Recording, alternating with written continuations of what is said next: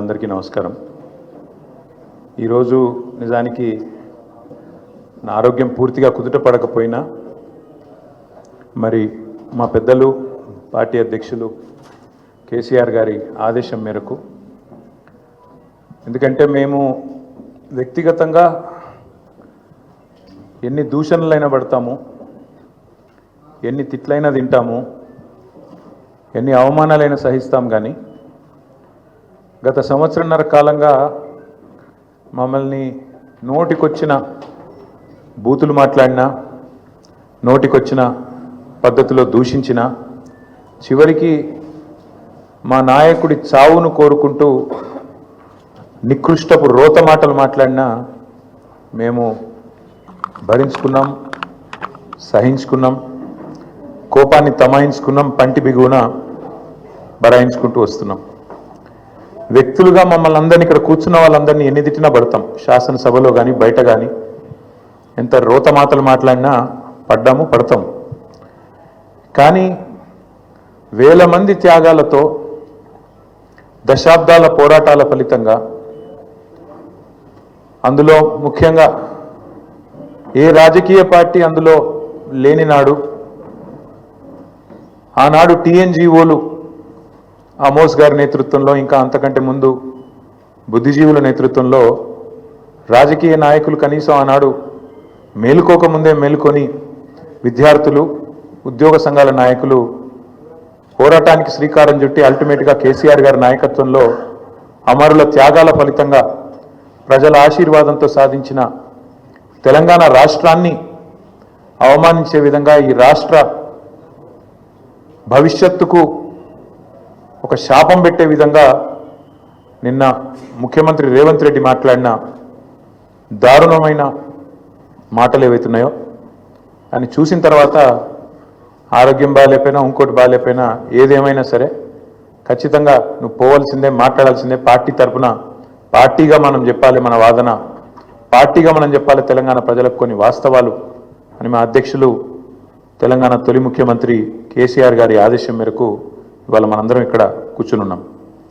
నిజంగా నిన్న రేవంత్ రెడ్డి గారు మాట్లాడిన మాటలు చూస్తే స్వతంత్ర భారతదేశ చరిత్రలోనే అత్యంత అసమర్థుడు, ఒక చేతగానివాడు, ఒక పనికిరాని దక్షత లేని పాలకుడు ఇంకొకరు లేరు ఈ దేశంలో అనేది మాత్రం తేలిపోయింది. అట్లాగే ఇంకోటి కూడా తేలిపోయింది. ఏవైతే వీళ్ళు ఒక 420 హామీలతో అభయ హస్తం అనే పేరు మీద ఇచ్చిన మేనిఫెస్టో, అందులో సబ్బండ వర్గాలకు కలిపి 420 హామీలు ఏవైతే ఇచ్చిండ్రో, కాంగ్రెస్ మేనిఫెస్టో ఈ శతాబ్దపు అతిపెద్ద మోసం అనేది కూడా తేలిపోయింది. అట్లాగే కేసీఆర్ గారు చిలుకకు చెప్పినట్టు చెప్పిండ్రు తెలంగాణ సమాజానికి. ఢిల్లీ పార్టీలను నమ్మితే 60 ఏళ్ళు గోసపడ్డం, మళ్ళా మోసపోతే ఢిల్లీ పార్టీల చేతుల్లా మళ్ళా గోసపడతాం, మళ్ళా ఆగమవుతాం అని చిలుకకు చెప్పినట్టు 100 సభలు మాట్లాడితే ప్రతి సభలో తెలంగాణ సమాజానికి ఒక అన్నగా, ఒక సోదరుడిగా, ఒక తండ్రిగా వారు చెప్పడం జరిగింది. ఆనాడు ఎన్నికల నాడు కేసీఆర్ గారు చెప్పిన ప్రతి మాట, ఢిల్లీ పార్టీలను నమ్మితే ఆగమైతే తెలంగాణ అని చెప్పిన మాట అక్షర సత్యం అని చెప్పి ఇవాళ రుజువు అయింది. ముఖ్యమంత్రి గారు మాట్లాడుతూ నన్ను ఎవరు నమ్ముతలేరు, అప్పు ఉడతలేదు, ఢిల్లీకి వెళ్తే దొంగను చూసినట్టు చూస్తుండ్రు, అపాయింట్మెంట్ కోసం పోతే చెప్పులు ఎత్తుకపోతాడేమో అని భయపడుతున్నారు. నాకు తెలిసైతే నాకు దగ్గర 48-49 ఏళ్ళు ఉన్నాయి. నేను కూడా రాజకీయాలను ఒక 35 ఏళ్ళకి వెళ్ళి చిన్నప్పటి నుంచి పేపర్లు చదివే అలవాటు ఉంది, టీవీ చూసే అలవాటు ఉంది, రాజకీయ కుటుంబంలో పుట్టిన కాబట్టి దగ్గర నేను కూడా ఒక 10-15 మంది ముఖ్యమంత్రులు వాళ్ళ నడవడిక, వాళ్ళ మాట తీరువన్నీ చూసినాను. నాకు పక్కన చాలా మంది విశేషమైన అనుభవం కలిగిన వాళ్ళు ఉన్నారు.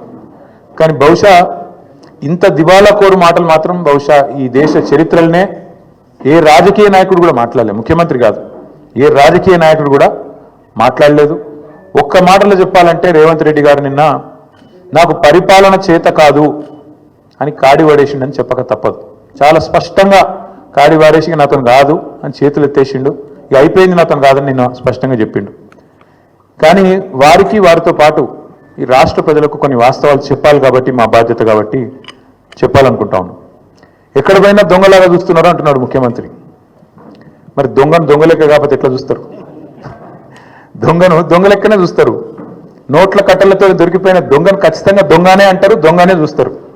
ఒక విశ్వసనీయత లేని ఓటుకు నోటు దొంగను కాంగ్రెస్ అనే ఒక ఎర్రి పార్టీ గుడ్డిగా నమ్మి సీఎం చేసింది, కానీ ఖచ్చితంగా దేశంలో మిగతా వాళ్ళు మాత్రం నమ్ముతలేరు. మోసగాళ్లను దొంగలను దొంగలే అంటారు ముఖ్యమంత్రి గారు. ఖచ్చితంగా అది ఈ రోజు కాదు, చివరి రోజు దాకా కూడా నీ పరిస్థితి అదే ఉంటుంది, యాద పెట్టుకోని చెప్తున్నా. తప్పు చేసింది దొంగ చేతికి తాళాలు ఇచ్చి కాంగ్రెస్ పార్టీ రాహుల్ గాంధీ గారు.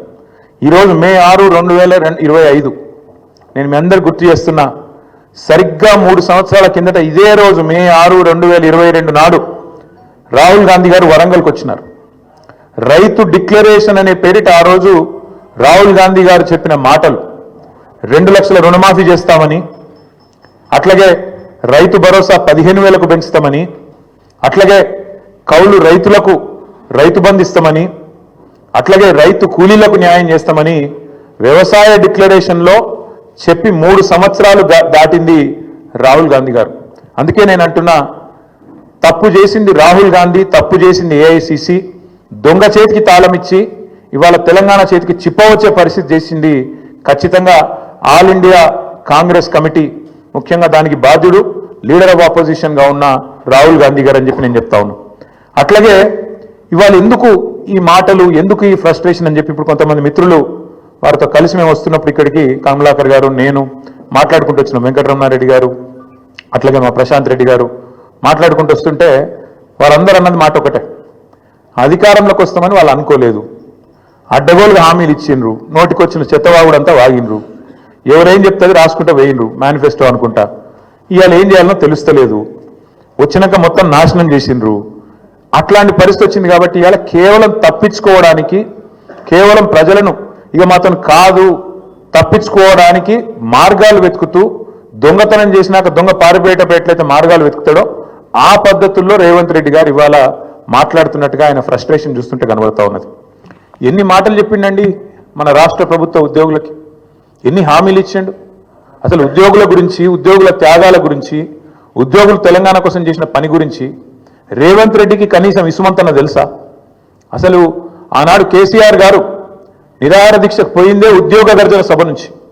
ఉద్యోగుల విషయంలో ఆనాడు ఒకసారి ఫ్రీ జోన్ హైదరాబాద్ అనే ఒక తీర్పు వస్తే దాన్ని ఖచ్చితంగా తిరస్కరిస్తున్నది తెలంగాణ సమాజం అని చెప్పి తెలంగాణ ఎన్జిఓల త్యాగాన్ని గుర్తు చేస్తూ తెలంగాణ ఎన్జిఓ అనే సంఘాన్ని ఉమ్మడి ఆంధ్రప్రదేశ్లో కూడా అత్యద్భుతంగా నడిపిన ఉద్యోగ సంఘాల నాయకులకు మా స్వామి గౌడ్ గారు ఇక్కడే ఉన్నారు, మా శ్రీనివాస్ గౌడ్ గారు ఇక్కడే ఉన్నారు, పెద్దలు దేవిప్రసాద్ గారు ఉన్నారు, పాతూరి సుధాకర్ రెడ్డి గారు ఉన్నారు, ఇంకా ఉపాధ్యాయుల నుంచి వచ్చిన మా సోదరుడు రసమయ్య బాలకృష్ణ గారు ఉన్నారు. ఇట్లా ఎంతో మంది ఆనాడు ఉద్యమంలో కదం దొక్కితే వారి త్యాగ స్ఫూర్తితో అల్టిమేట్గా తెలంగాణ వచ్చింది. కాబట్టే కేసీఆర్ గారు దేశంలో ఎక్కడ లేనట్టు కేంద్ర ప్రభుత్వ ఉద్యోగుల కంటే ఎక్కువ ఉండాలి మన తెలంగాణ ఉద్యోగుల జీతాలని చెప్పి 73% ఫిట్మెంట్ ఇచ్చిండు. ఒక స్పెషల్ ఇంక్రిమెంట్ ఇచ్చిండు, తెలంగాణ ఇంక్రిమెంట్. ఎందుకు? ఒకటే కారణం, ఉద్యోగులు వేరు మేము వేరు కాదు, ఉద్యోగులే ఉద్యమకారులై కదం దొక్కిండ్రు, ఉద్యోగులే అత్యద్భుతంగా ఆనాడు పెన్ డౌన్ చేసిన సకల జనుల సమ్మెలో తమ ఉద్యోగాలు పోతాయనే ఇబ్బంది కూడా లేకుండా, ఆలోచన కూడా లేకుండా తెలంగాణ కోసం కొట్లాడిన ఆ సోదరుల్ని ఇవాళ అవమానించడం అంటే, వాళ్లకు మిగతా రాష్ట్రంలోని ప్రజలకు చిచ్చుపెట్టే ప్రయత్నం చేయడం అంటే, ఇది ఒక ఉద్యమ ద్రోహి అయిన రేవంత్ రెడ్డి మాత్రమే చేయగలుగుతాడు తప్ప ఇంకోటి చేయలేడు. ఎందుకంటే ఆయనకు అవగాహన లేదు. ఉద్యమంలో ఆనాడు భుజం భుజం కలిసి మాతో నడిచిన ఉద్యోగులను మేము కడుపులో పెట్టుకొని చూసుకున్నాం. ఎందుకంటే వాళ్ళది మాకు పేగు బంధం. అందుకే ఒక ఉద్యోగ సంఘాల నాయకుడు మంత్రి అయిండు, మరొక నాయకుడు కౌన్సిల్ చైర్మన్ అయిండు, ఇంకొక నాయకుడు బ్రహ్మాండంగా ఆనాడు కార్పొరేషన్ చైర్మన్ అయిండు, ఇంకొక నాయకుడు ఎమ్మెల్సీ అయిండు, ఇంకొక నాయకుడు ఎమ్మెల్యే అయిండు, చాలా మంది ఇంకా చాలా మంది పెద్ద పెద్ద హోదాల్లో ఆనాడు ప్రభుత్వంలో ఉన్నప్పుడు వారిని గౌరవించుకున్నది కేసీఆర్ ప్రభుత్వం. ఇవాళ ఉద్యోగులు అడుగుతున్నది ఏంటి? మీరు చెప్పిందే కదా, మీరే చెప్పింది. పేజ్ నెంబర్ 28 మేనిఫెస్టో, టీఎస్ఆర్టీసీ సిబ్బంది సంక్షేమం, ఆర్టీసీ కార్మికులను ప్రభుత్వంలో విలీన ప్రక్రియ పూర్తి చేసి 2 పీఆర్సీ బకాయిలు వెంటనే చెల్లిస్తాం, వచ్చే పీఆర్సీలో ఆర్టీసీ కార్మికులను చేరుస్తాం, రాష్ట్ర ప్రభుత్వ ఉద్యోగులతో సమానంగా అన్ని వసతులు సదుపాయాలు కల్పిస్తాం, ఆర్టీసీ బస్సులకి ఏందో చెప్పిండిగా ఇది ఆర్టీసీ కార్మికుల గురించి మీరు చెప్పిన మాట. ప్రభుత్వ ఉద్యోగుల గురించి మీరు చెప్పిన మాటలు ఏంది? సంక్షేమం గురించి మీరే చెప్పినారు. రాష్ట్ర ప్రభుత్వ ఉద్యోగులందరికీ పెండింగ్లో ఉన్న 3 DAలు తక్షణమే చెల్లిస్తాం. రాష్ట్ర వ్యాప్తంగా ఉన్న ఉద్యోగ ఉపాధ్యాయులకు 1వ తారీఖున వేతనాలు అందే విధంగా చర్య తీసుకుంటాం. సప్లిమెంటరీ బిల్లులు 15 రోజులు చెల్లిస్తాం. CPS విధానాన్ని రద్దు చేసి OPS తెస్తాం. పెన్షనర్లకు ఉద్యోగులకు ఇచ్చే DAలను సకాలంలో ప్రకటించి బకాయిలను వెంటనే ఇస్తాం. 317 రద్దు చేస్తాం. కాంగ్రెస్ ప్రభుత్వం ఏర్పాటైన వెంటనే కొత్త PRC ప్రకటించి 6 నెలలలోపు సిఫార్సులు అమలు చేస్తాం. కాంట్రిబ్యూషన్తో పాటు అన్ని రకాల జబ్బులు అని చెప్పి ఇంకేందేందో రకరకాల మాయమాటలు వారి కోసం చెప్పిండ్రు. ఏం అడుగుతుండ్రు ఇవాళ ఉద్యోగులు? మీరు చెప్పిందే అడుగుతుండ్రు కదా. గొంతమ్మ కోరికలు ఏమైనా కోరిండ్రా? PRC వేస్తామన్నారు, ఏది అని అడుగుతున్నారు. DAలు ఏవి అని అడుగుతున్నారు. కానీ ఇవాళ మీరు మాట్లాడే మాట ప్రజల ముందు ఉద్యోగులను విలన్లుగా చిత్రీకరించే ఒక చిల్లర కుట్ర ఏదైతే స్వయంగా ముఖ్యమంత్రి గారు చేస్తున్నారో వారిని వాళ్ళ తెలంగాణ ఉద్యోగుల తరఫున మేము అడుగుతున్నాం. భారత రాష్ట్ర సమితిగా అందాల పోటీలకు 250 కోట్లు ఉన్నాయి, కానీ పెన్షన్ రిటైర్ అయిన వాళ్లకు మీకు పెన్షన్ ఇచ్చేందుకు కానీ రిటైర్ అయిన వాళ్ళకు రిటైర్మెంట్ బెనిఫిట్స్ ఇచ్చేందుకు కానీ పైసలు లేవా? ఇదేనా నీ ప్రభుత్వం? ఇదేనా నీ ప్రాధాన్యత? నన్ను కోసుకొని తింటారా అంటుండు ముఖ్యమంత్రి. నన్ను కోసుకొని వండుకొని తింటారా? ఇది ఒక ముఖ్యమంత్రి ప్రభుత్వ ఉద్యోగులను ఉద్దేశించి మాట్లాడిన మాట. అయ్యా ముఖ్యమంత్రి గారు, నిన్ను కోసుకు తినేంత పిచ్చోడెవడు లేడు. నువ్వే నీ తలమాసిన విధానాలతో రాష్ట్రాన్ని కాల్చుక తింటున్నావు. రాష్ట్రాన్ని సంవత్సరంన్నర రాచి రంపాన పెడుతున్నావు నువ్వు. ఇది వాస్తవం. ఇలా ప్రజలు, రాష్ట్ర ప్రజలకు మౌలికమైన ప్రశ్న అడుగుతున్నారు. కేసీఆర్ ఉన్నప్పుడు కరెంట్ ఎందుకు మంచిగా ఉండే, ఇప్పుడు మంచిగా ఎందుకు లేదు? కేసీఆర్ ఉన్నప్పుడు మంచి ఇళ్ళు ఎందుకు మంచిగా వస్తుండే, ఇప్పుడు ఎందుకు వస్తలేవు? ఎండాకాలం రాగానే మళ్ళీ ఆగం ఎందుకు అవుతుంది? మళ్ళీ బిందెలు పట్టుకొని రోడ్డు మీదకి ఎందుకు పోవాలి? కేసీఆర్ ఉన్నప్పుడు రైతు బంధు పడుతుండే, ఇప్పుడు ఎందుకు పడతలేదు? కేసీఆర్ ఉన్నప్పుడు టైంకు పెన్షన్లు వస్తుండే, ఇప్పుడు 2 నెలలు ఎందుకు ఎగ్గొడుతుండు? కేసీఆర్ ఉన్నప్పుడు చెప్పిన ప్రతి పని చేస్తుండే, ఇప్పుడు ఎందుకు చేయలేకపోతున్నాడు? కేసీఆర్ ఉన్నప్పుడు రాష్ట్రం రయ్యమని పురోగమనంలో ముంగట్టుపోయింది, ఇప్పుడు ఎందుకు తిరోగమనంలోకి అవుతుంది, ఎందుకు వెనకపోతుంది అని అడుగుతున్నారు. సమాధానం ఉందా నీ కాడ? ఎందుకు అంటే నీకు చేతనైతలేదు, నీ కాంగ్రెస్ పార్టీకి చేతనైతలేదు. కేసీఆర్ ఉన్నప్పుడు బీఆర్ఎస్ పాలనలో రాష్ట్రం దేశానికి రోల్ మోడల్ అవుతుంది, ఎట్లా కాంగ్రెస్ పాలనలో దివాళా ఎందుకు తీస్తున్నది? కారణం ఒకటే, ఇది నాయకత్వ లోపం. మీ కాంగ్రెస్ పార్టీ పెట్టిన శాపం తెలంగాణకు. మార్పు పేరుతో మీరు చేసిన దుర్మార్గం ఇది. అందుకే మేమనేది, ఏ ముఖ్యమంత్రి కూడా భారతదేశ చరిత్రలో ఈ 78 ఏళ్లలో తాను పరిపాలిస్తున్న రాష్ట్రానికి నీ శాపాలు పెట్టినోడైతే వాడు లేడు. ఎయిడ్స్ పేషెంట్ అంటివి, క్యాన్సర్ పేషెంట్ అంటివి, ఆఖరికి నిన్న దివాలా తీసింది మనకు అప్పు ఉడతలేదు అని చెప్పి అట్లా మాట్లాడుతీవి. అందుకే నీ దివాలా కోరు మాటలు, నీ ఇంటలెక్చువల్ బ్యాంక్రప్సీ, నీ ప్రభుత్వం యొక్క దివాలా కోరు విధానాలే వాళ్ళ రాష్ట్రం పాలిట శాపాలుగా మారినాయి. సీఎం అనేటోడు ఒక తండ్రి లాంటోడు. సంపద పెంచాలే రాష్ట్రం మొత్తానికి, ముఖ్యంగా పేదలకు, బలహీన వర్గాలకు, ఎవరికైతే టానిక్ అవసరం పడుతుందో, ఎవరికైతే కొంత మరి ప్రభుత్వం వైపు నుంచి చేయూత అవసరం పడుతుందో వాళ్ళని ఆదుకోవడమే ఒక ప్రభుత్వ పెద్ద, ఒక రాష్ట్రానికి పెద్ద లాంటి వాడు చేయాల్సిన పని. కానీ నువ్వేం చేస్తున్నావు? దివాలా తీసిపోయినాం, దరిద్రంలో ఉన్నాం, కొట్టుకపోతున్నాం, పోతున్నాం. అందుకే కొన్ని వాస్తవాలు ప్రజలకు చెప్పాలి. వాస్తవాలు ఏంటి? ఏ రాష్ట్రానికైనా, ఏ ప్రభుత్వానికైనా ఆస్తులు, అప్పులు వారసత్వంగా వస్తాయి. ఇప్పుడు మేము 2014లో ప్రజల దయతో, ప్రజల ఆశీర్వాదంతో ఆనాడు కేసీఆర్ గారు ముఖ్యమంత్రి అయినారు. ముఖ్యమంత్రి అయినప్పుడు కేసీఆర్ గారికి మాత్రం వీళ్ళు కాంగ్రెస్ వాళ్ళు మాకు అప్పచెప్పినప్పుడు రూపాయి అప్పు లేకుండా, రూపాయి ఆస్తి లేకుండా ఇచ్చిండ్రా? అప్పులు ఇచ్చిండ్రు, ఆస్తులు కూడా ఇచ్చిండ్రు. అప్పులు ఇచ్చినారు, ఆస్తులు కూడా ఇచ్చినారు.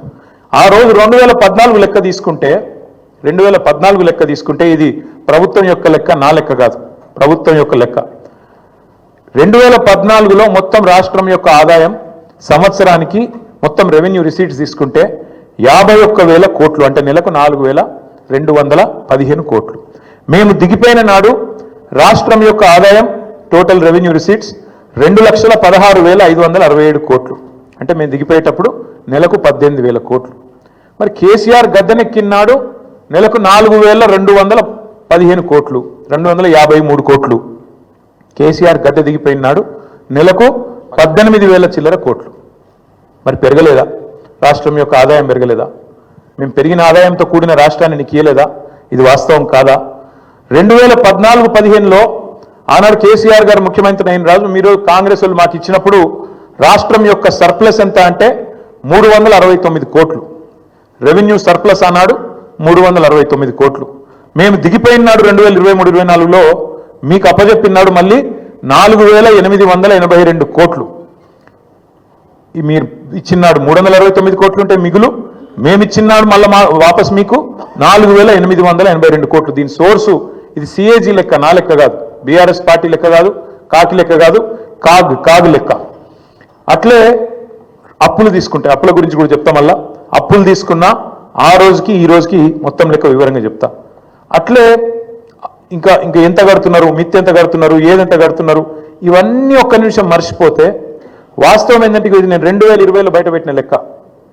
2020లో ఆనాడు మంత్రిగా నేను తెలంగాణ అనే ఒక రాష్ట్రం భారతదేశాన్ని సాధుతున్న రాష్ట్రాల్లో ఒకటి, జాతి నిర్మాణానికి దోహదపడుతున్న రాష్ట్రాల్లో ఒకటి. మన రాష్ట్రం నుంచి మనం గత 6 ఏళ్లలో 2014 నుంచి 2020 నవంబర్ 1 నాడు పెట్టిన ట్వీట్ ఇది. 2,72,926 కోట్లు అంటే దాదాపు 2,73,000 కోట్లు పన్నుల రూపంలో తెలంగాణ నుంచి మనం కేంద్రానికి కడితే కేంద్రం నుంచి మనకు వచ్చింది కేవలం 1,40,000 కోట్లు అని చెప్పి లెక్కలతో సహా అధికారికంగా ఒక మంత్రిగా ఆ రోజు నేను పెట్టిన లెక్క ఇది బయటికి. అంటే దేశాన్ని సాధుతున్న రాష్ట్రాల్లో, దేశంలో ఉండే ఇతర వెనుకబడ్డ ప్రాంతాలకు మరి ఇతోధికంగా సహాయం చేస్తున్న రాష్ట్రాల్లో తెలంగాణ ఒకటి అని చెప్పడానికి ఈ లెక్క చెప్తా ఉన్నా. గవర్నమెంట్ అనేది ఒక కంటిన్యూస్ ఇన్స్టిట్యూషన్. ఇంతకుముందు కిరణ్ కుమార్ రెడ్డి గారి నుంచి కేసీఆర్ గారు ముఖ్యమంత్రి అయినారు, ఆ తర్వాత ఇప్పుడు రేవంత్ రెడ్డి గారు అయినారు, రేపు ఇంకెవరో అవుతారు. అట్లే గవర్నమెంట్ ఒకరి నుంచి ఒకరికి అధికారం బదలాయింపు జరిగినప్పుడు ఖచ్చితంగా ఆస్తులు వస్తాయి, అప్పులు వస్తాయి, కంటిన్యూస్ ప్రాసెస్. కాబట్టి ఇవన్నీ కూడా సహజంగా జరగాల్సిందే. కానీ ప్రతి ప్రభుత్వం కూడా ఉన్న ఆస్తులు ఎంత, అప్పులు ఎంత, మన వనరులు ఎంత, మన పరిస్థితి ఏంది, మన ఎట్లా సంపద సృష్టించవచ్చు, ఏం చేయొచ్చు, మన విజన్ ఏంది ఆలోచించుకొని నిర్మాణాత్మక చర్యలు కార్యక్రమాలు తీసుకొని ముంగటికి పోతుంది. కాంగ్రెస్ ప్రభుత్వం కూడా అట్లే చేస్తుందని మేము ఆశించినాం, ప్రజలు కూడా ఆశించినారు. ఇవాళ ఎంత దుర్మార్గం అండి, ఇష్టం వచ్చిన లెక్కలు చెప్తారు. ఎంత అన్యాయం అంటే శ్వేతపత్రం అని మొదలుపెట్టినారు. అధికారంలోకి వచ్చిన మొదటి 2 వారాల్లోనే శ్వేతపత్రం అని అబద్ధాల జాతర మొదలుపెట్టినారు. మొదలుపెట్టుడు 6 లక్షల కోట్లు అప్పయిందని మొదలు పెడతాడు. ఇవాళ ముఖ్యమంత్రి గారు మరి ఎన్నిసార్లు మారుస్తారో ఆ అంకె కూడా మాకు కూడా అర్థమైతలేదు. మొదలుపెట్టినప్పుడు డిసెంబర్ 2023లో 6 లక్షల చిల్లర కోట్లు అప్పు అని చెప్పిండు కేసీఆర్ గారు చేసింది. ఇవాళ చెప్తున్నాడు నిన్న 8,29,000 కోట్లట. ఈ సంఖ్య రోజు రోజుకు మారుతూనే ఉంటుందా? సర్కార్ నడుపుతుండ్రా, సర్కస్ నడుపుతుండ్రా, ఏం నడుపుతున్నారు మీరు? 6 లక్షల కోట్లని చెప్పింది మీరే, మళ్ళీ ఇవాళ 8,29,000 కోట్లను అబద్ధం చెప్తుంది మీరే. అసలు వాస్తవం ఏంది? 4,17,000 కోట్లు మాత్రమే టీఆర్ఎస్ బీఆర్ఎస్ ప్రభుత్వం చేసిన అప్పు. 10 ఏళ్ల కాలంలో సంవత్సరానికి మేము చేసిన అప్పు కేవలం 40,000 కోట్లు మాత్రమే. దాని గురించి వివరంగా ఉంది, చెప్పమంటే చెప్తాను. కానీ మీరు ఎక్కువ తక్కువ చెప్తే కూడా మళ్ళీ మీరు వేస్తారో ఏరో. కానీ ఒకటి మాత్రం వాస్తవం, ప్రభుత్వమే ఇచ్చిన లెక్కలు, నేను చెప్పేది నా లెక్క కాదు, వాళ్ళు ఇచ్చిన శ్వేతపత్రం ప్రకారమే, సోషియో ఎకనామిక్ అవుట్లుక్ ప్రకారమే రాష్ట్ర ప్రభుత్వం మాత్రమే చెల్లించే అప్పు, రాష్ట్ర ప్రభుత్వం స్వయంగా చెల్లించే అప్పు 1,15,599 కోట్లు మాత్రమే. 5% వెరీ లో రిస్క్ కింద ఇచ్చిన అప్పు మరొకటి 89,569 కోట్లు ఉంది. దీనికి ప్రభుత్వం గ్యారంటీ ఇస్తుంది కానీ కార్పొరేషన్ వాళ్ళే కట్టుకుంటారు, వెరీ లో రిస్క్. అందుకోసమే అది మొత్తం తీసుకుంటే కూడా 4,478 కోట్లు మాత్రమే. ఇక ఇట్లా చెప్పుకుంటూ పోతే అల్టిమేట్గా బీఆర్ఎస్ ప్రభుత్వం ఆనాడు మొత్తం 10 ఏళ్ల కాలంలో చేసిన అప్పు మొత్తం తీసుకుంటే పూర్తి స్థాయిలో కేవలం 4,17,000 కోట్లు మాత్రమే. అంటే సంవత్సరానికి 41,000 కోట్లు మాత్రమే. మరి నేను అడుగుతా ఉన్న రేవంత్ రెడ్డి గారిని, మీరు దయచేసి చెప్పండి, మీరు 4,000 కోట్ల రూపాయల నెలసరి ఆదాయంతో మాకప్ప చెప్తే తిరిగి మేము మీకు 18,000 కోట్లతో అప్పచెప్తే 2023 డిసెంబర్లో, నిన్న ముఖ్యమంత్రి గారు 2025 ఏప్రిల్లో ఏం మాట్లాడుతున్నాడు? మేలో 18,000 కోట్లే వస్తుంది అంటున్నాడు. మేము అప్పచెప్పినాడు 23 డిసెంబర్లో 18,000 కోట్లతో అప్పచెప్పినాం. ఇవాళ నువ్వు 25 మేలో నిలబడి మళ్ళీ 18,000 కోట్లని చెప్తున్నావు. మరి 16-17 నెలల నుంచి నువ్వేం చేస్తున్నావు, నీ ప్రభుత్వం ఏం చేస్తుంది, ఎందుకు ఆదాయం పెంచలేకపోయింది? కేసీఆర్ గారు అప్పచెప్పిపోయిన 18,000 కోట్లు తప్ప రూపాయి అయినా నీ ప్రభుత్వం ఆదాయం పెంచగలిగిందా? ఇది మేము అడుగుతున్న ప్రశ్న. ఇంకొక మాట కూడా మీకు చెప్పాలి, ఎన్ని అబద్ధాలు చెప్తాడు ఈ ముఖ్యమంత్రి అంటే, ఒకరోజు అంటాడు 7,000 కోట్ల అప్పు మితి కడుతున్నా అంటాడు, ఇంకో రోజు 6,500 కోట్లు కడుతున్నా అంటాడు. అసలు వాస్తవం ఏంది? అసలు మిత్తి అప్పు మొత్తం తీస్తే కూడా బడ్జెట్ డాక్యుమెంట్ ఇది, నాది కాదు కవిత్వం. మొత్తం ఈ ప్రభుత్వం చెప్పిన లెక్క ఎంత తప్పు అంటే రేవంత్ రెడ్డి గారు చెప్తుంది ఎంత పచ్చి అబద్ధం అంటే ఒకరోజు 6,000 కోట్లని, ఒకరోజు 7,000 కోట్లని మొత్తం చెప్పింది ఒక ఎత్తు అయితే మొన్న అసెంబ్లీలో మార్చి నెలలో అసెంబ్లీలో గత 14 నెలలలో రేవంత్ రెడ్డి చెప్పిండు, అది కూడా 14 నెలలలో 64,768 కోట్లు కట్టినా అని చెప్పిండు. బయటనేమో 7,000 కోట్లను ఒకసారి, 6,500 కోట్లను ఒకసారి, నిన్న 10,000 కోట్లు నెలకు అని చెప్తాడు. అసెంబ్లీలోనేమో 14 నెలల్లో 64,768 కోట్లు అని చెప్పిండు. అంటే అల్టిమేట్గా ఏంది, ఆయన చెప్పిన లెక్క ప్రకారం అసెంబ్లీలో చెప్పింది నెలకు 4,600 కోట్లు. అది కూడా తప్పే. 6,000 తప్పే, 6,500 తప్పే, 7,000 కోట్లు తప్పే, 10,000 కోట్లు తప్పే, నెలకు 4,626 కోట్లు కూడా తప్పే. ఇది ఆర్బీఐ రిపోర్టు. దీని ప్రకారం నెలకు తెలంగాణ ప్రభుత్వం కడుతున్నది అసలు మిత్తి కలిపి కేవలం 2,000 కోట్లు మాత్రమే. ఇది కాగు లెక్క, ఆర్బీఐ లెక్క, ఇదేదో కాకి లెక్క కాదు.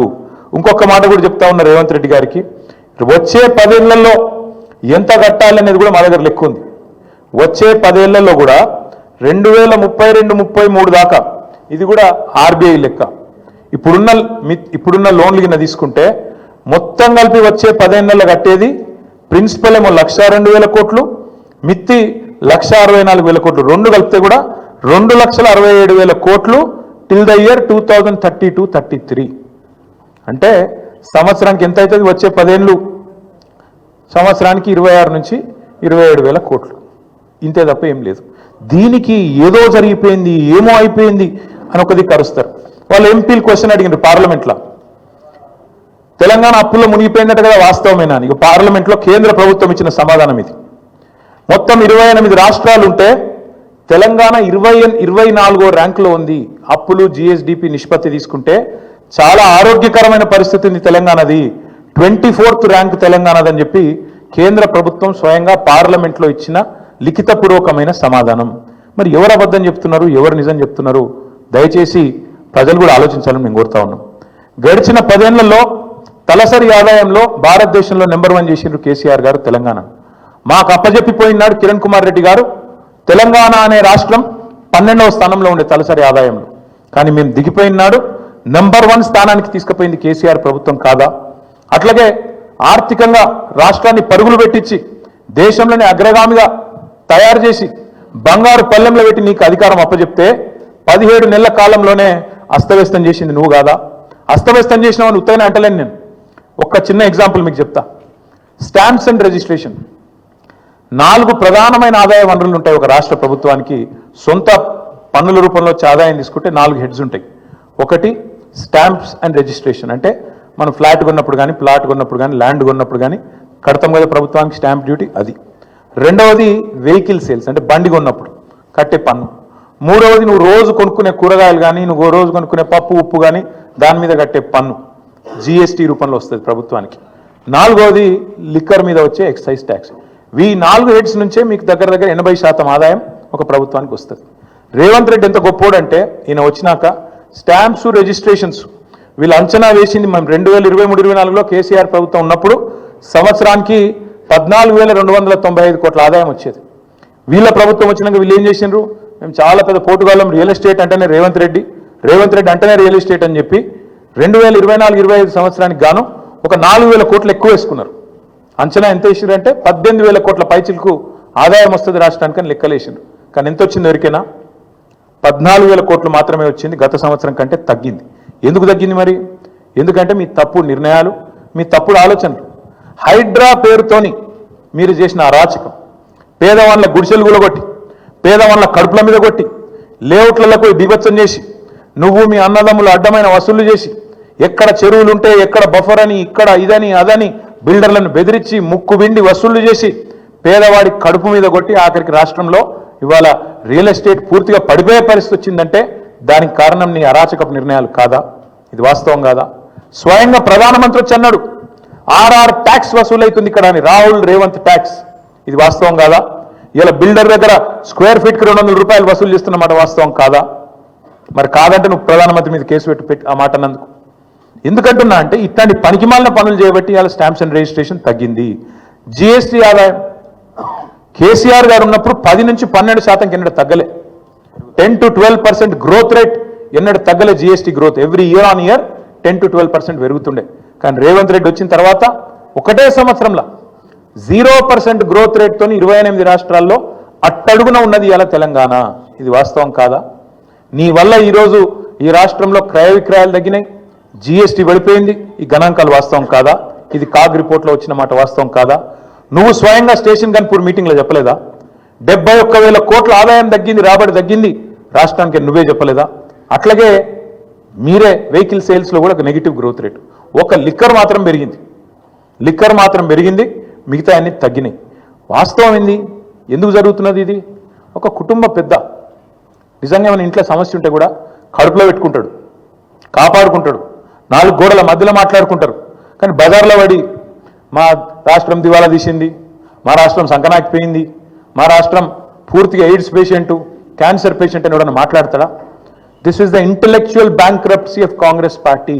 That's why I said the state of Telangana is not bankrupt.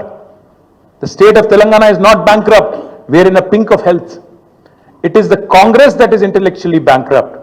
It is Revanth Reddy who is morally bereft. అంతే తప్ప తెలంగాణకి ఏం కాలే. ఒక కుటుంబంలో సమస్య ఉన్నా బయట చెప్పుకోము, బయట వడం బజార్లో. కానీ రేవంత్ రెడ్డి గారు దివాలా తీసిందని ఆఖరికి అడ్డగోలు మాటలు మాట్లాడితే చివరికి ఏమైపోయింది? ఇవాళ ఆఖరికి లంచం ఇచ్చి 170 కోట్ల లంచం ఇచ్చి ప్రభుత్వ భూములు తాకట్టు పెట్టి బ్రోకర్లకు పైసలు తెచ్చుకునే దుస్థితి వచ్చింది ఇవాళ తెలంగాణ ప్రభుత్వం యొక్క నిర్వాకం వల్ల. నేను ఇంకా గమ్మత్తైన మాట, నేను ఇంట్లో ఉన్నా, ఇక నేను రెస్ట్లో ఉన్నా, నేను వీడియో చూసి పరిశాన్ అయినా, ఇట్లా కూడా మాట్లాడచ్చా అని. ఢిల్లీకి పోతే అపాయింట్మెంట్లు ఇస్తలేరు, చెప్పులు ఎత్తుకపోతారేమో అని చెప్పి కలుస్తలేరు అన్నాడు. అమ్మతో చెప్తున్నా ఈ మాట. నేను ఎవరు చెప్పులు ఎత్తుకపోతారట? అరే చెప్పులు ఎత్తుకపోయే వాళ్ళు వేరే పార్టీలు ఉన్నారు ఇక్కడ, అది వాళ్ళ కథ వేరు. చెప్పులు ఎత్తుకపోవడం నాకు అర్థం కాదు. ఢిల్లీకి పోతే అపాయింట్మెంట్లు ఇస్తలేరు, ఎవరు ఇస్తలేరు? రాహుల్ గాంధీ ఇస్తలేడు, వరకు కరెక్టే. నీకు ఇయర్ కూడా ఎట్లా ఇస్తారు? నీకు తెలిసిపోయింది నీ కథ అంతా. ఇయరు ఈ కొత్తగా ఎవరైనా సుట్టపోడు కొత్తగా వస్తేనేమో మర్యాద ఇస్తారు ఎవరైనా సరే, 4 రోజులు ఉంటుంది మర్యాద. ఇక కానీ నువ్వు వచ్చేదేమో ఢిల్లీకి నీ పని మీద వస్తావు, మీ మూటలు మోసుకపోయేందుకు 42, 43 సార్లు పోతావు ఇప్పటికీ. అందులోనట ఈయన ఎకానమీ క్లాస్లో పోతుండట. అబ్బా, ఫోటోలు మొత్తం బయట పెడతాం, ప్రైవేట్ ఫ్లైట్లు, బిజినెస్ క్లాసులు, మీ ట్రిప్పులు మొత్తం ఫోటోలు బయట పెడతాం, సోషల్ మీడియాలో ఇప్పటికీ జరుగుతున్నాయి, మళ్ళీ పెడతాం. అరే గింత అన్యాయం మాటలు మాట్లాడతారు. 43 సార్లు ఢిల్లీకి పోతివి, 43 పైసలు లేకపోతివి, ఏముంటుంది ఇజ్జత్ నీకు ఢిల్లీ మార్కెట్లో? వీడు ఊకొత్తడిపోతాడు, ఎందుకు ఇవ్వాలి మీకు అపాయింట్మెంట్? ఇస్తలేరు, ఏం చేయాలి మరి? నువ్వు మూటలు మోసేందుకు వస్తున్నావు ఢిల్లీకి, రాహుల్ గాంధీకి మూటలు ఇస్తేందుకు వస్తున్నావు, మొదలు మర్యాద ఉంటుంది, ఇక ఆఖరికి దొంగలెక్కనే చూస్తారు. వాస్తవం ఏంది? కేసీఆర్ గారేమో అప్పు చేస్తే 4,17,000 కోట్లు 10 ఏళ్లలో, సంవత్సరానికి 41,000 కోట్లు అప్పు చేస్తే కేసీఆర్ గారు ఏం చేసిండ్రు? ఒక్కొక్క ఇటుక పేర్చుకుంటా రాష్ట్రానికి శాశ్వతంగా పనికొచ్చే నిర్మాణాలు చేపట్టిండు. మరి మీరేం చేస్తున్నారు అంటే, ఒక్క ఇటుక కట్టినవా ఎక్కడన్నా? ఒక ఇందిరం ఇల్లు కట్టినవా? ఒక కాలువ కట్టినవా? ఒక ప్రాజెక్టు కట్టినవా? హైదరాబాద్లో ఒక కొత్త బిల్డింగ్ కట్టినవా? ఏమిలో ప్రజలకు పనికొచ్చి ఒక పని చేసినావా? చేయలే. మరి నేను ఇంకొక మాట అడుగుతున్నా, ప్రజలన్నీ గమనిస్తున్నారు. రాష్ట్రమేమో దివాలా తీసిందంటావు, రాష్ట్రం దివాలా తీసిందని దివానా మాటలు మాట్లాడతావు. మరి మీ కుటుంబం ఆస్తులు ఎట్లా పెరుగుతున్నాయి? అనుముల రేవంత్ రెడ్డి గారి కుటుంబం ఆస్తులు ఎట్లా పెరుగుతున్నాయి? నువ్వు అదన్నా చెప్పు సీక్రెట్ మాకు. మీరు ముఖ్యమంత్రి కాగానే మీ అనుముల ఫార్ములా సీక్రెట్ సాస్ ఏదైతుందో అదే మా ప్రభుత్వానికి మొత్తం ప్రజలకు కూడా చెప్తే మంచిది కదా. ముఖ్యమంత్రి అయిన 6 నెలల లోపలనే మీ అన్న అనుముల జగదీశ్వర్ రెడ్డి గారు 1000 కోట్ల పెట్టుబడి పెడతా అని మీతో ఒప్పందం కుదుర్చుకుంటాడు. స్వచ్ఛ బయో అనే కంపెనీ వస్తుంది, 1000 కోట్ల పెట్టుబడి పెడతాను ఆయన ముంగట్టుకొస్తాడు. మీ అల్లుడు వెంకట నరసింహారెడ్డి అనుకుంటా ఆయన పేరు, ఇంకేదో ఉన్నది పేరు, ఆయన కొన్ని వేల కోట్లతోని ఫార్మా కంపెనీ పెడతా అని చెప్పి లగచర్లకు వస్తాడు. దానికోసం నువ్వు మళ్ళీ అక్కడ మీ కొడంగల్లో రైతుల భూములు గుంజుకుంటావు. ఎక్కడికి వెళ్ళి వచ్చినాయి 1000 కోట్లు? మీ అన్నకు, మీ అల్లుడికి. మీ అల్లుడు వారి తండ్రి మీ వియ్యంకుడు మొన్ననే కదా, ఎక్కువ రోజులు కూడా కాలే, మీ వియ్యంకుడు మొత్తంగా అప్పుల్లో ఉండే కంపెనీ మొత్తం అప్పు రైట్ ఆఫ్ అయిపోయింది. మీరు అధికారంలోకి రాగానే మీ వియ్యంకుడి కంపెనీ యొక్క అప్పులన్నీ రైట్ ఆఫ్ అయిపోయినాయి కేంద్ర ప్రభుత్వం దయతోని. మీ జూబ్లీ హిల్స్ ప్యాలెస్ ఏదైతే ఉన్నది ఇలా రేవంత్ రెడ్డి గారు ఎక్కడి నుంచి అయితే వర్క్ ఫ్రమ్ హోమ్ చేస్తున్నాడో 3 ఇంతలు పెరిగింది. పెద్దమ్మ గుడి దాకా వచ్చిందట, ఇంకొద్దిగా అయితే ఇవతలకు వస్తుందేమో. 2000 ఎకరాలు కొన్నాడు 4th సిటీ దగ్గర. మొత్తం వెల్దండ నుంచి మొదలు పెడితే 4th సిటీ దాకా 2000 ఎకరాలు వీళ్ళ బినామీలు, వీళ్ళ కుటుంబ ఆస్తులు పెరిగినాయి. 10 లక్షలు కూడా పెట్టుబడి లేని నీ బామ్మర్ది సృజన్ రెడ్డి 1137 కోట్ల కాంట్రాక్ట్ వచ్చింది. నీ అల్లుడు ఆస్తి పెరుగుతుంది, నీ బామ్మర్ది ఆస్తి పెరుగుతుంది, నీ కొండలరెడ్డి ఆస్తి పెరుగుతుంది, తిరుపతి రెడ్డి ఆస్తి పెరుగుతుంది, నీ వియంకున అప్పులు రైట్ ఆఫ్ అవుతాయి, నీ ఇల్లు 3 ఇంతలు పెరుగుతుంది. కానీ రాష్ట్రం మాత్రం సంకనాకిపోతుంది, దివాలా అయిపోతుంది. ఎట్లయితుంది మరి ఇది? అందుకే మేము అంటున్నాం, ఈ సీక్రెట్ అంతా చెప్పండి మాకు కూడా, రాష్ట్రానికి చెప్పండి. మీ అన్నదమ్ములు, మీ కుటుంబ సభ్యులు, వాళ్ళ అప్పులు, వాళ్ళ ఆస్తుల గురించి కూడా చెప్పు. ఎట్లా పెడుతున్నారు సడన్గా పెట్టుబడులు పెద్ద ఎత్తున, అవి కూడా బయట పెట్టు. తెలంగాణ ఆస్తులు తగ్గుతున్నాయి ఎట్లా, అనుమూల కుటుంబం ఆస్తులు పెరుగుతున్నాయి ఎట్లా ఖచ్చితంగా చెప్పాలి. కేసీఆర్ గారు తెచ్చిండు, ఎస్ 4,17,000 కోట్ల అప్పు తెచ్చిండు. ఏం చేసిండు కేసీఆర్? ఒక కాళేశ్వరం కట్టిండు, శాశ్వతంగా తెలంగాణకు కల్పతరువు లాంటి ప్రాజెక్టు కట్టి తెలంగాణను పంజాబ్ కంటే హర్యానా కంటే ముంగట నిలబెట్టిండు. వరి ధాన్యం ఉత్పత్తిలో నంబర్ 1 చేసిండు భారతదేశంలో కేసీఆర్. 90% పాలమూరు వలసల జిల్లాగా పేరుపడ్డ పాలమూరు రంగారెడ్డి ఎత్తిపోతల పథకాన్ని 90% పూర్తి చేసి ఒక పంపు కూడా అందించి మీ చేతుల్లో పెట్టిండు. 17 నెలలైంది, ఆ మిగతా 10% కూడా పూర్తి చేయలేని అసమర్థుడివి నువ్వు. కేసీఆర్ గారు అప్పు చేసిండు, కానీ ఇంటింటికి నల్లబెట్టి నీళ్లు ఇచ్చిండు. దగ్గర 30,000 కోట్లతోనే ఆ ప్రాజెక్టు పూర్తి చేసిండు. నువ్వు కనీసం ఆ ప్రాజెక్టును నడపలేకపోతున్నావు. ఎస్ కేసీఆర్ అప్పు చేసిండు. దేనికోసం చేసిండు? 1,00,000 కోట్లు పెట్టి తెలంగాణ ఏదైతే విద్యుత్ లోటుతోని ఆగమాగమైతుండేనో ఆ విద్యుత్ లోటుతో ఆగమాగమైన తెలంగాణను ఇలా 24 గంటల వెలుగు జిలుగుల తెలంగాణగా కేసీఆర్ గారు మార్చిండు. కేసీఆర్ గారు అప్పు చేసిండు. రైతు బంధు అనే పథకం పెట్టి రైతుల ఖాతాల్లో 70 లక్షల మంది రైతుల ఖాతాల్లో 73,000 కోట్ల రూపాయలు వాళ్ళ ఖాతాలు వేసిండు. కేసీఆర్ అప్పు చేసిండు. 29,000 కోట్ల రైతుల అప్పు తీర్చిండు. కేసీఆర్ అప్పు చేసిండు. 24 గంటల ఉచిత కరెంటు రైతులకు ఇచ్చి 60,000 కోట్ల వాళ్ళ భారాన్ని తాను తీసుకున్నాడు. ఎస్ కేసీఆర్ అప్పు చేసిండు. హైదరాబాద్లో 36 ఫ్లైఓవర్లు కట్టిండు. కేసీఆర్ అప్పు చేసిండు. హైదరాబాద్ మెట్రో మొదటి దశ పూర్తి చేసిండు. కేసీఆర్ అప్పు చేసిండు. ఒక అఖండమైన సెక్రటేరియట్ కట్టిండు, శాశ్వతంగా తెలంగాణ ప్రజల ఆస్తి. ఒక అద్భుతమైన 125 అడుగుల ఎత్తైన డాక్టర్ బాబాసాహెబ్ విగ్రహం పెట్టిండు. కేసీఆర్ అప్పు చేసిండు. తెలంగాణ అమరులకు అమరజ్యోతి అద్భుతమైన ఒక స్తూపాన్ని నిర్మాణం చేసిండు. కేసీఆర్ అప్పు చేసిండు. 32 మెడికల్ కాలేజీలు పెట్టిండు. 32 నర్సింగ్ కాలేజీలు పెట్టిండు. కేసీఆర్ అప్పు చేసిండు. 1022 గురుకుల పాఠశాలలు పెట్టిండు. కేసీఆర్ అప్పు చేసిండు. ఊరూరికి రైతు వేదిక కట్టిండు. ఊరూరికి నర్సరీ పెట్టిండు. ఊరూరికి డంపింగ్ యార్డ్ కట్టిండు. వైకుంఠ ధామం కట్టిండు. ప్రకృతి వనం కట్టిండు. నువ్వు పీకింది ఏంది చెప్పు. కలెక్టరేట్లు కూడా కట్టిండు. 32 జిల్లాలు కట్టిండు. నువ్వేం చేసినావు? 1,70,000 కోట్ల. నేను చెప్పమంటే ఇంకో గంట చెప్తా కేసీఆర్ ఏం చేసిండు. మీరేం చేశారు? నువ్వు రోజు కూర్చొని అందాల పోటీలు రివ్యూ చేస్తున్న పోలీస్ కమాండ్ కంట్రోల్ సెంటర్ కూడా కేసీఆరే కట్టిండు. నువ్వేం చేసినావు? ఈ 17 నెలల్లో ఒక్క రూపాయితో ఒక్క ఇటుక పెట్టి నువ్వు తెచ్చిన 1,70,000 కోట్ల అప్పుతోని ఒక్క మంచి పని ఏమైనా చేసినావా చెప్పు. అందుకే మేము అంటున్నాం. ఇంకా విచిత్రమైన మాట విన్నా. నేను ఎకానమీ క్లాస్లో పోతున్నా, నేను చాలా పద్ధతిగా ఉంటున్నా, 18 గంటలు పని చేస్తున్నా, నన్ను కోసుక తింటరా అయింది. కోసుక తింటేందుకు ఏమైనా కోతాబరి మామిడికాయ అయింది, నాకు అర్థం కాదు. నన్ను కోసుక తింటారా? అర్థం కాని విషయం విచిత్రమైంది. 43 సార్లు వేయిండు. ఒక ముఖ్యమంత్రి అంటే తుత్తనే పోతాడా? గడ్డపార లెక్క పోడు కదా. ఆయన కూడా 100 మాగదులు, సిబ్బంది, మన్ను మశానం, ఆయన బ్రోకర్లు, వాళ్ళు వీళ్ళు మస్తు మంది పోతారు. 17 నెలల్లో 43 సార్లు నువ్వు ఢిల్లీకి ఎక్కే విమానం, దిగే విమానం, తెచ్చిందైతే ఏం లేదు. పెట్టిన ఖర్చు ఎంత? శ్వేతపత్రం విడుదల చేయి. 17 నెలల్లో నీ మంత్రులు నల్గొండకు పోయితే గిరికెళ్ళి 100 కిలోమీటర్లు పోయితే కూడా షేర్ ఆటో వాడినట్టు వాడుతారు హెలికాప్టర్. చూస్తలేరా మీరు? కొట్టుకుంటారు. ఇంకా భువనగిరి పోతాను, ఎమ్మెల్యేల బర్త్డేలకు హెలికాప్టర్లో పోతాను. వీళ్ళట చాలా పద్ధతిగా నడుపుతున్నారు. షేర్ ఆటో కంటే అధ్వానంగా వాడుతారు వాస్తవంగా. అయితే హెలికాప్టర్ ఉంటే తప్ప హైదరాబాద్ దాటిపోమంటుండే ఒక్కొక్క మంత్రి. ఈ ఎకానమీ క్లాస్ అంటాడు ముఖ్యమంత్రి. నువ్వు ఎక్కే విమానం, దిగే విమానం మేము చూస్తలేమా? అరే ప్రైవేట్ ఫ్లైట్లు, జల్సాలు, 7 విదేశీ యాత్రలు, మీ మంత్రుల హెలికాప్టర్ ట్రిప్పులు విడుదల చేయి, శ్వేతపత్రం విడుదల చేయి. అందుకే అంటున్నాం, అక్కసు వెళ్ళగక్కిన ముఖ్యమంత్రి గారు ప్రభుత్వ ఉద్యోగుల మీద. వాస్తవం ఏంది? ఉద్యోగుల వల్ల దివాలా తీసిందని చెప్పి ఇలా నువ్వు దిక్కుమాల ప్రచారం చేస్తున్నావు. కష్టపడుతున్న ఉద్యోగస్తులను అవమానించే ప్రయత్నం చేస్తున్నావు. వాళ్ళ కోరికలు గొంతమ్మ కోరికలు అంటున్నావు. నువ్వే కదా చెప్పింది డిఎల్ ఇస్తా అని చెప్పింది నువ్వు, పిఆర్సీ వేస్తా అని చెప్పింది నువ్వు, కానీ ఇవాళ అడ్డమైన మాటలు మాట్లాడుతుంది నువ్వు. రాష్ట్రంలో ప్రభుత్వ ఉద్యోగుల కష్టంతో, ప్రజల కష్టంతో వచ్చిన ఆదాయాన్ని వస్తే ఆదాయం నీ ఖాతాలు వేసుకుంటావు, ఢిల్లీకి మూటలు పంపుతావు, కానీ ఉద్యోగులను మాత్రం ప్రజల దృష్టిలో చులకన చేసే ప్రయత్నం ఏదైతే చేస్తున్నావో చాలా చాలా దారుణం. ఇది ఉద్యోగ సంఘాలు కూడా ఈ దుర్మార్గపు ముఖ్యమంత్రి యొక్క ఆలోచన విధానాన్ని అర్థం చేసుకోవాలని చెప్పి కూడా నేను కోరుతా ఉన్నా.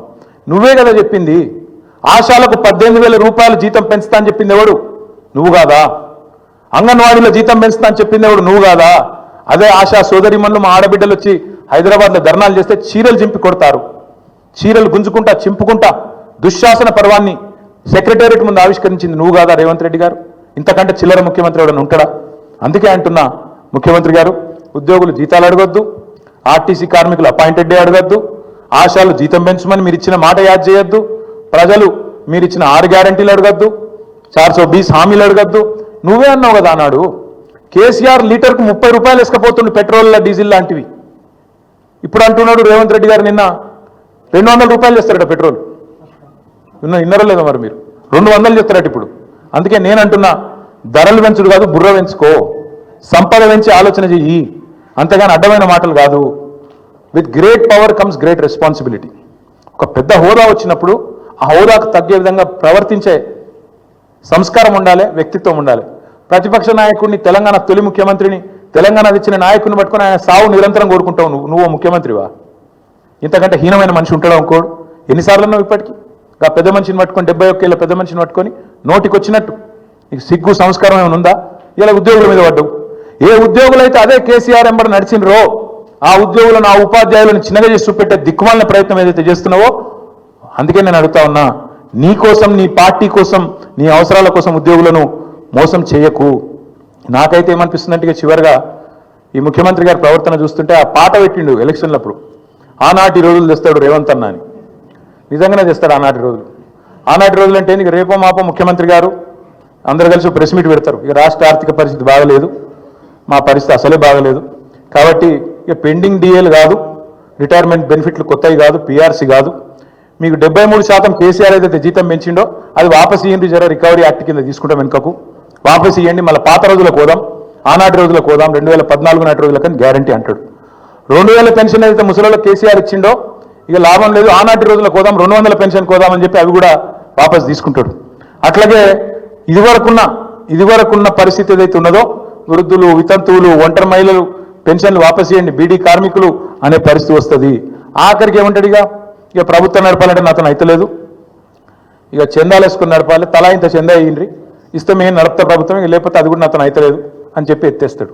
అందుకే మా నాయకుడు కేసీఆర్ గారు చెప్పిండ్రు, మొదటి రోజే చెప్పిండు, చిన్న వయసులో అవకాశం వచ్చింది, మంచిగా నడుపు. పరిపాలన అంటే బజార్ భాష మాట్లాడినంత ఈజీ కాదు.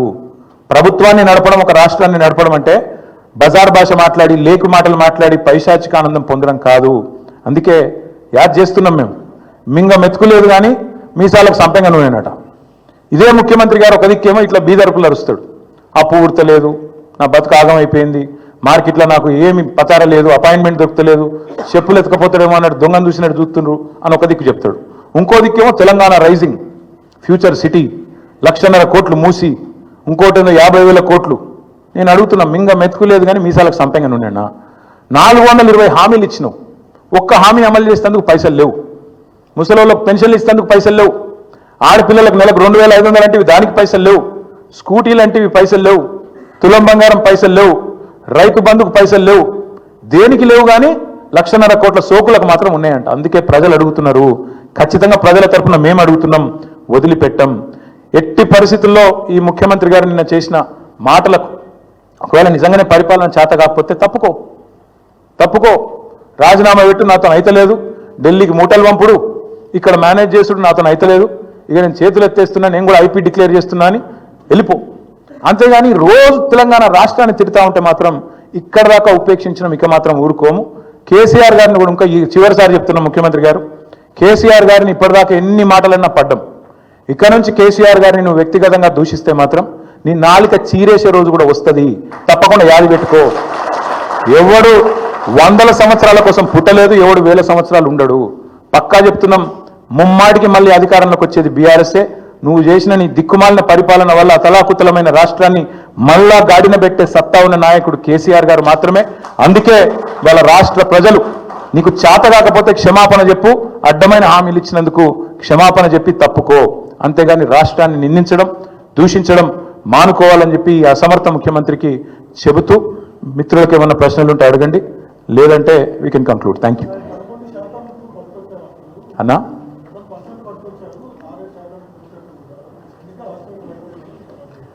రేవంత్ రెడ్డి గారికి నేను చెప్పేది ఏమంటే, కాగితం ఇస్తా బ్రదర్, నువ్వు జర పంపి ఆయనకు. ఇది పార్లమెంటులో వీళ్ళ కాంగ్రెస్ ఎంపీ ఒక ఆయన అడిగితే మొన్న ఎక్కువ రోజులు కూడా కాదు, మార్చి 31 నాడు పార్లమెంట్లో కేంద్ర ప్రభుత్వం ఇచ్చిన ప్రత్యుత్తరం జవాబు. 28 రాష్ట్రాల్లో తెలంగాణ ఆర్థిక పరిస్థితి ఏంది అప్పుల విషయంలో అంటే, పైనుంచి కిందికి 24వ ర్యాంకులో ఉంది. అంటే చాలా మంచిగా ఉంది. మనకంటే 23 రాష్ట్రాలు ఎక్కువ అప్పులు చేసినాయి. మరి ఆ 23 మంది ముఖ్యమంత్రులు ఏం మొత్తుకోవాలి రోజు? మనకంటే ఎక్కువ అప్పులు చేసిన వాళ్ళు, మనకంటే ఎక్కువ ఇబ్బంది ఉన్న వాళ్ళు, వాళ్ళు ఏం మాట్లాడాలి మరి ఈయన ఇట్లా మాట్లాడితే? కాబట్టి చేతగాని ముఖ్యమంత్రి తప్పించుకునే ప్రయత్నం తప్ప ఇంకోటి కాదు అని ప్రజలు కూడా గ్రహించాలని మేము కోరుతాం.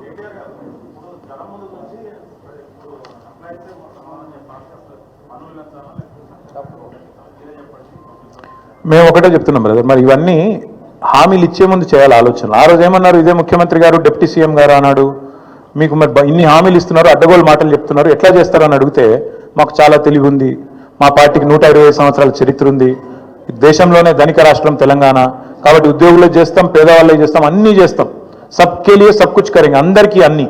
ఇప్పుడు మాత్రం ఏది కాదు మాత్రమే మొత్తం చేతులు ఎత్తేసి పారిపోతాం అంటున్నారు. ఈ దివాలా, అందుకే అంటున్నాను నేను, బ్యాంక్రప్ట్ అయింది, దివాలా తీసింది రాష్ట్రం కాదు, దివాలా తీసింది ముఖ్యమంత్రి మంత్రుల బుర్రలు, కాంగ్రెస్ పార్టీ దివాలా.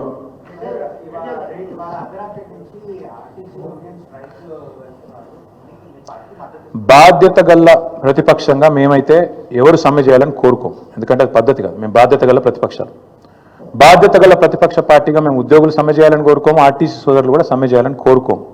ప్రభుత్వాన్ని మేము ప్రార్థించేది, విజ్ఞప్తి చేసేది, డిమాండ్ చేసేది కూడా ఏమంటే, ఖచ్చితంగా మీరు వాళ్ళకి ఇచ్చిన హామీ నెరవేర్చండి. మీరు ఆర్టీసీ ఉద్యోగులకు హామీ ఇచ్చినారు, ప్రభుత్వ ఉద్యోగులకు హామీ ఇచ్చారు, నెరవేర్చండి. వాళ్ళకి ఇచ్చిన హామీ నిలబెట్టమని అడిగి వాళ్ళు ఇవాళ మీరు హామీ ఉల్లంఘిస్తే, వాళ్ళు సమ్మెకు పోయే ఒక అనివార్య పరిస్థితి వస్తే దానికి వాళ్ళని నిందిస్తే ఎట్లా? అందుకే సమ్మెకు పూర్తి స్థాయిలో పోకూడదనే మేము కోరుకుంటున్నాం. ప్రభుత్వం ముందుకొచ్చి పరిష్కరించాలని కోరుతున్నాం. ప్రభుత్వం పరిష్కరించకపోతే ఏం చేయాలో మరి తర్వాత మా పార్టీలో చర్చించి నిర్ణయం తీసుకుంటాం.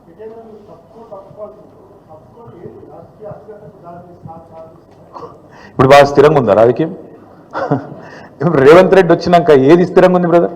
ఆయన కుర్చీ కూడా స్థిరంగా లేదు నిజంగా చెప్పానంటే. అందుకే 43 సార్లు ఢిల్లీకి ఎక్కే విమానం, దిగే విమానం. ఈ రాష్ట్రంలో ఇప్పుడున్న పరిస్థితి ఏంటంటే, ఏ మనిషి కూడా ఈ రాష్ట్రంలో ప్రస్తుతం సంతోషంగా లేడు. పోనీ రేవంత్ రెడ్డి అన్న సంతోషంగా ఉన్నాడు అంటే నేను ఆయన ఫ్రస్ట్రేషన్ అంటే మాకు డౌట్ వస్తుంది. ఆయన నిజంగా ఆయనలో ఒక అపరిస్థితి ఉన్నాడు. నేను అసెంబ్లీలో కూడా చెప్పిన, మళ్ళీ కూడా చెప్తా ఉన్నా. ఒక రాము ఉన్నాడు, ఒక రెమో ఉన్నాడు. ఒకడు అట్లా మాట్లాడతాడు, ఒకటి ఇట్లా మాట్లాడతాడు. ఒకడేమో అప్పు ఉడతలేదు అంటాడు, ఇంకోటేమో 1,70,000 కోట్లు అప్పు చేసిండు, నెలకు 10,000 కోట్లు అప్పు చేస్తున్నాడు. అందుకే ఎవరు కరెక్ట్ మాకు అర్థమైతలేదు. మరి ముఖ్యమంత్రి గారు 18 గంటలు పని చేయబట్టి నేను ఆయన మాట్లాడుతుంటే నాకు ఆశ్చర్యం అనిపించింది. పేపర్లు చూస్తే కానీ తెలియలేదు ఆయనకు సమరం డిక్లేర్ చేసిర్రు అని. ఉద్యోగులు యుద్ధం ప్రకటించిందనేది పేపర్ చూసేదాకా ముఖ్యమంత్రికి తెలియలేదట. మరి 18 గంటలు పనిచేసే ముఖ్యమంత్రికి ఆయన కింద పనిచేసే ప్రభుత్వ ఉద్యోగులలో ఉండే అసంతృప్తి తెలియదా? లేకపోతే ఆయన కింద పనిచేసే ప్రభుత్వ ఉద్యోగులకు ఇచ్చిన హామీలు మర్చిపోయిందా?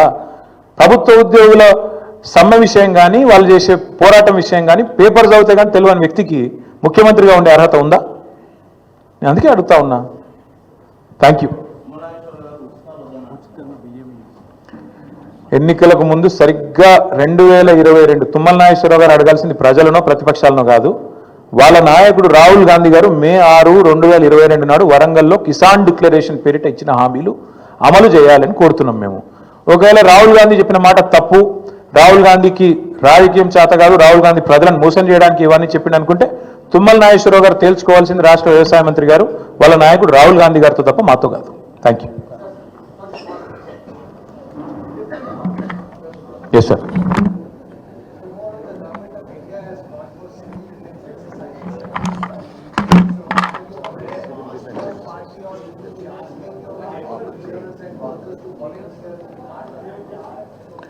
So far it has not come to our notice, sir, but if there is a process in which civilians can participate, we certainly should. See, as a country, we believe our security is paramount. without a question when it comes to a calamity, without a question when it comes to national safety, I think it's important that all of us participate cutting across party lines. It has not come to my notice, but if that is the case and if people want to participate, I think they should be encouraged. Thank you. నాకేం తెలుసు అన్న.